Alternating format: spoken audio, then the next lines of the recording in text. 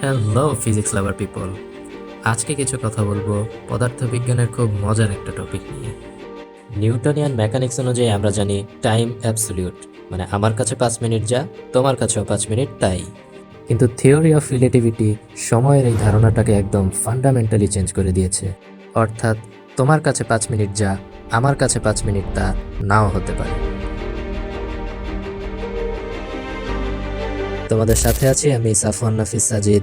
Netrokona medical college MBBS final ইয়ারে পড়াশোনা করছি এবং ফিজিক্স ইনস্ট্রাক্টর হিসেবে যুক্ত আছি আমাদের প্রতিষ্ঠান বায়োডকের সাথে। সময়ের আপেক্ষিকতার এই বিষয়টি আমরা খুব সহজে একটি এক্সপেরিমেন্টের মাধ্যমে বোঝার চেষ্টা করব। থিওরি অফ রিলেটিভিটির একটা বেসিক ক্লেম হচ্ছে, দুটি ঘটনা একজন ব্যক্তির সাপেক্ষে একই সময়ে ঘটলেও সেই দুটি ঘটনাই অন্য একজন পর্যবেক্ষকের সাপেক্ষে ভিন্ন সময়ে ঘটেছে বলে মনে হতে পারে। একটা স্পেসশিপের ভিতর একজন ব্যক্তি দাঁড়িয়ে আছে, তার দুই হাতে দুইটা টর্চ। একটা টর্চ সে তাক করলো পিছন দিকে, আরেকটা টর্চ তাক করলো সামনের দিকে, এবং টর্চ দুটি একই সময়ে জ্বালিয়ে দেওয়া হলো। সে কি দেখবে? যে দুইটা আলো একই সাথে স্পেসশিপের দুই প্রান্তে গিয়ে পৌঁছেছে। এখন সেম ঘটনাটাই আমরা ভিন্ন একটা অ্যাঙ্গেল থেকে দেখার চেষ্টা করি।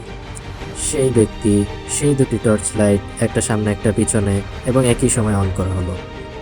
যে ভিতরে আছে তার কাছে তো রকেটটা স্থির, এবং তার কাছে সে আগের মতোই মনে হবে যে দুইটা আলো তো সেম সময়ে গিয়ে রকেটের দুই পাশে পৌঁছালো।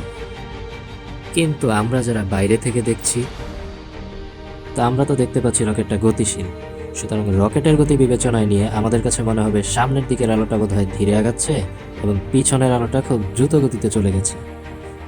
সময়ের এই হেরফেরটা যে আসলেই করা সম্ভব, এটা একটা উদাহরণের মাধ্যমে ফর্মুলা অ্যাপ্লাই করে খুব সহজেই রিয়েলাইজ করতে পারবো। আমরা ফিল করতে পারবো বিষয়টা। আর এখানে মেইন ফ্যাক্টর হচ্ছে ভি, অর্থাৎ আমি কত বেগে চলমান আছি সেটা। মনে করো কোনো একটা কাজে তুমি বাসে করে নেত্রকোনা থেকে ঢাকায় যাচ্ছ। এখন বাসের গতিবেগ তো খুব একটা বেশি হয় না, আমরা ধরে নিলাম অ্যাভারেজে 25 মিটার পার সেকেন্ড। এখানে টি নট হচ্ছে তোমার নিজের ঘড়িতে সময়, টি হচ্ছে বাহিরের যে কোনো পর্যবেক্ষকের সাপেক্ষে সময়, আর সি তো আলোর বেগ। এখানে টি নটের মান 5 ঘন্টা ধরলে টি এর মানও আসে 5 ঘন্টাই। তাহলে কাল দীর্ঘায়নটা কোথায়? কাল দীর্ঘায়ন আসলে এত অল্প গতিতে অ্যাচিভ করা যায় না, এর জন্য আমাদের ছুটতে হবে প্রায় আলোর সমান গতিবেগে। সো এবার তুমি নেত্রকোনা থেকে বাসে করে ঢাকা না গিয়ে রকেটে করে যাবে মহাকাশে, যার গতি আলোর গতির প্রায় কাছাকাছি। এখন তোমার হিসেবে 5 বছর মহাকাশে ঘুরে বেরিয়ে পৃথিবীতে ফিরে এসে কি দেখবে? পৃথিবীতেও 5 বছরই হয়েছে। আমরা যতই বেগ বাড়াবো, পর্যবেক্ষকের সাপেক্ষে সময় ততই ধীরে চলা শুরু করবে। অর্থাৎ মহাকাশে তুমি তোমার হিসেবে 5 বছর কাটিয়ে এলেও নেত্রকোনাতে ততদিনে চলে গেছে প্রায় 9টি বছর।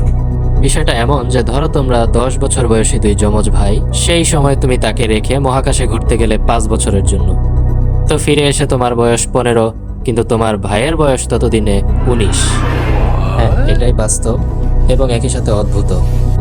এই অদ্ভুত ঘটনা কি শুধু সময়ের বেলায় ঘটে? না, পদার্থবিজ্ঞানে আরও 2টি মৌলিক রাশি আছে যাদের ক্ষেত্রেও আপেক্ষিকতার সূত্রগুলো প্রযোজ্য হয়। সেগুলো নিয়ে না হয় আরেকদিন আলাপ হবে। Till that, never stop being amazed by physics.